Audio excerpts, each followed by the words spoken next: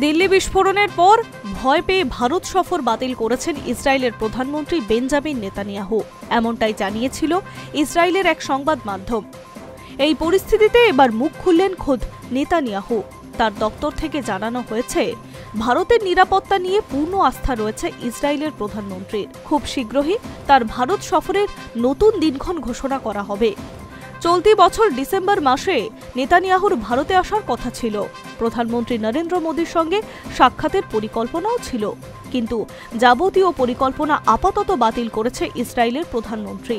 এরপরেই নেতানিয়াহুর দপ্তর থেকে এক স্যান্ডেলে লেখা হয়েছে, মোদীর শাসনে ভারতের নিরাপত্তা নিয়ে পূর্ণ আস্থা রয়েছে ইসরায়েলের প্রধানমন্ত্রীর। তার ভারত সফরের নতুন দিনক্ষণ নিয়ে আলোচনাও চলছে। ভারত ইসরায়েলের সম্পর্ক খুবই মজবুত। পাশাপাশি দুই দেশের প্রধানমন্ত্রীর মধ্যেও সম্পর্ক যথেষ্ট গভীর।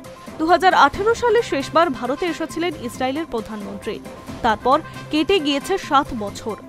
ইসরায়েলের সঙ্গে ভারতের সম্পর্ক মজবুত হয়েছে পহেলগাঁওয়ের হামলার পর। মোদীকে ফোন করেছিলেন নেতানিয়াহু। একে অপরকে জন্মদিনের শুভেচ্ছাও জানিয়েছেন দুই রাষ্ট্রনেতা। নানা আন্তর্জাতিক ইস্যুতে ভারত এবং ইসরায়েলের একে অপরের পাশেও থেকেছে।